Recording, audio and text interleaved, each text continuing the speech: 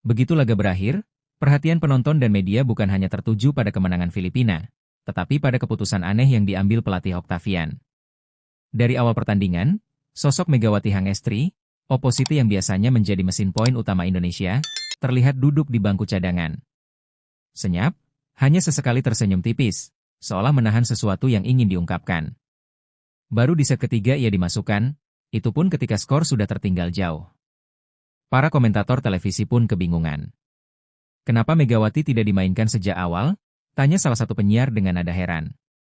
Penonton di tribun juga saling berbisik, sebagian bahkan mulai mengangkat spanduk bertuliskan nama Megawati, seakan memanggilnya ke lapangan.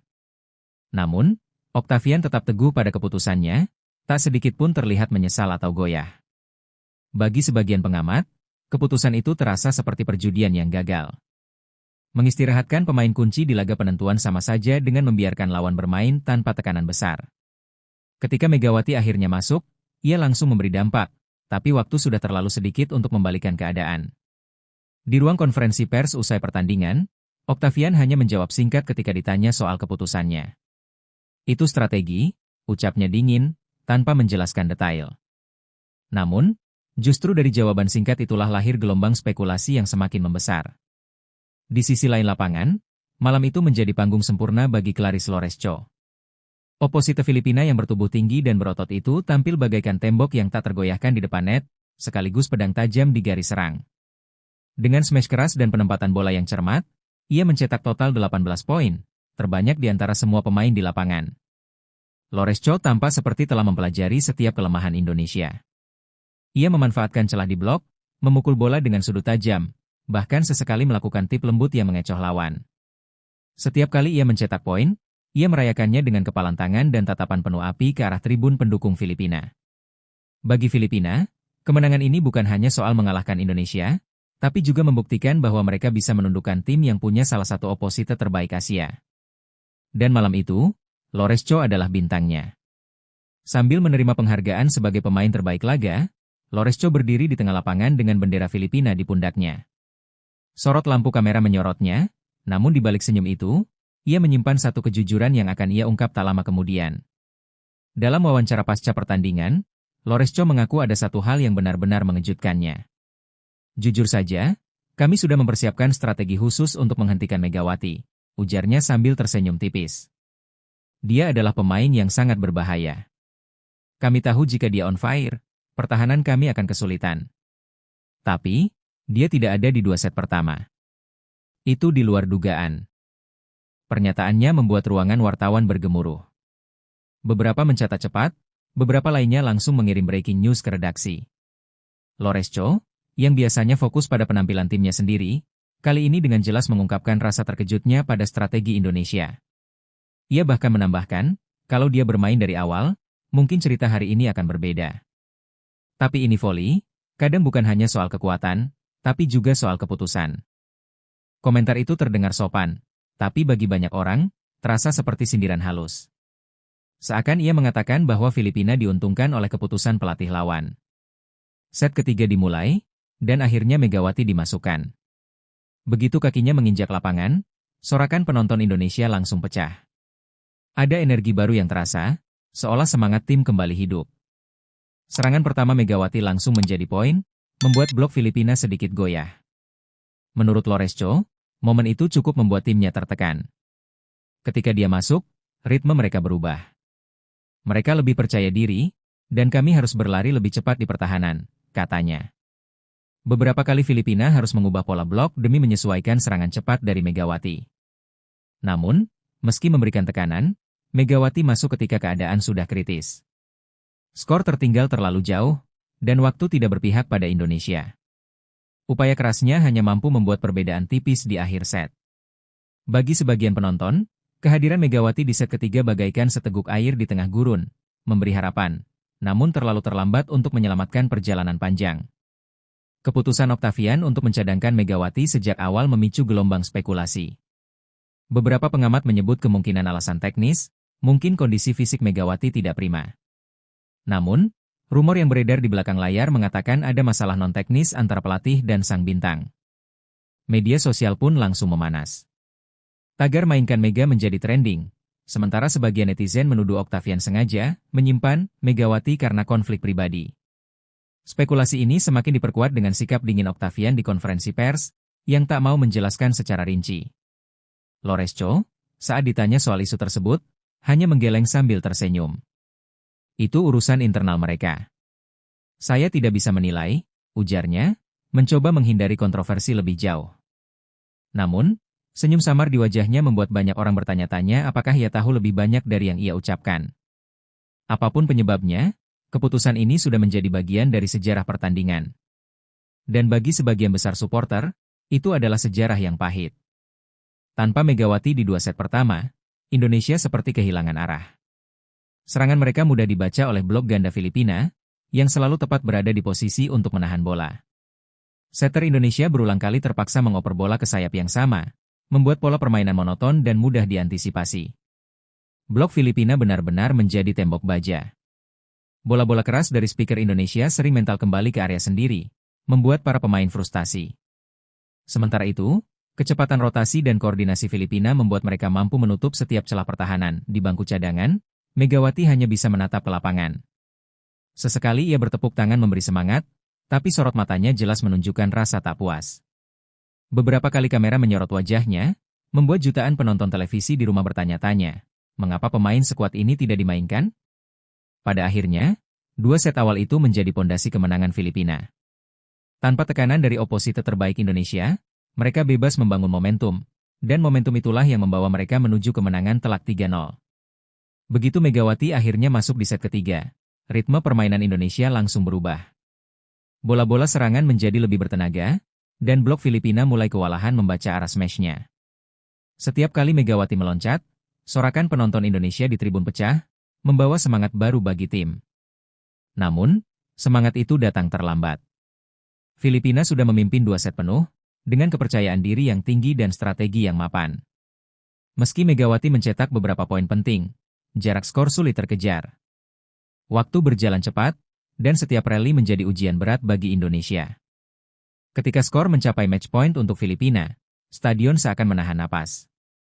Smash terakhir Clarice Lores Cho menghantam lantai di sisi Indonesia, mengunci kemenangan 3-0 untuk negaranya.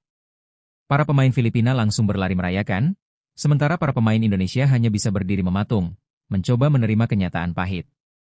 Bagi Megawati, ini bukan kekalahan pertama, tapi rasanya berbeda, seolah ia baru diberi kesempatan bertarung setelah medan perang hampir runtuh.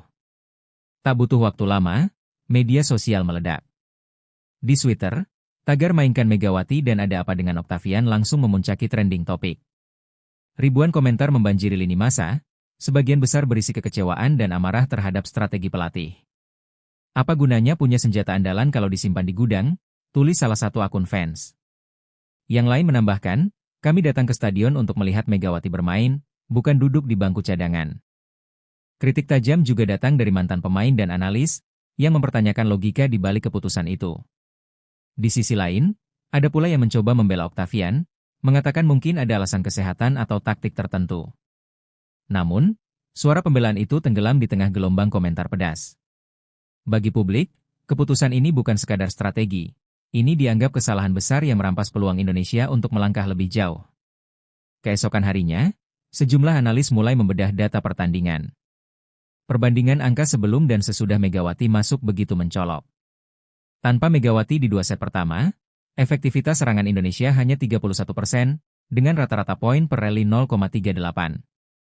Namun, ketika Megawati dimainkan di set ketiga, efektivitas melonjak ke 49%, dan poin per rally meningkat menjadi 0,52. Data blok lawan juga menunjukkan perubahan signifikan. Filipina mencatat 7 blok sukses di 2 set pertama, tapi hanya 2 blok di set ketiga saat Megawati bermain. Angka-angka itu berbicara sendiri, kehadiran Megawati mengubah lanskap permainan. Namun, angka hanyalah angka. Fakta di lapangan menunjukkan bahwa momentum sudah terlalu sulit dibalikan. Bagi para analis, statistik ini menjadi bukti nyata bahwa keputusan mencadangkan Megawati sejak awal adalah perjudian yang gagal total. Kekalahan telak ini menandai akhir perjalanan Indonesia di SIAF League 2025. Di tengah sorak-sorai kemenangan Filipina, para pemain Indonesia berjalan gontai meninggalkan lapangan, sebagian menunduk, sebagian mencoba tersenyum pahit. Sementara itu, Filipina berpesta di hadapan suporternya. Lagu kebangsaan mereka berkumandang, dan bendera mereka berkibar tinggi di tengah lapangan. Para pemain berfoto dengan trofi kemenangan, tawa mereka mengisi udara malam Nin Beach Gymnasium. Di bangku cadangan, Megawati duduk lebih lama dari pemain lain, memandang ke arah tribun yang mulai kosong. Mungkin ia bertanya-tanya, bagaimana jika ia bermain sejak awal? Apakah hasilnya akan berbeda? Malam itu, Thailand menjadi saksi betapa tipisnya garis antara kemenangan dan penyesalan. Beberapa bulan sebelumnya, suasana jauh berbeda. Di Korea Selatan, Megawati mengenakan seragam Red Sparks, menghadapi Pink Speeders dalam laga yang penuh emosi. Itu adalah pertandingan terakhir legenda voli Korea, Kim Yeon-kong, sebelum pensiun. Usai laga, Megawati mendekati Kim dengan senyum hangat, membawa sebuah bingkisan kecil berisi boneka dan surat tangan.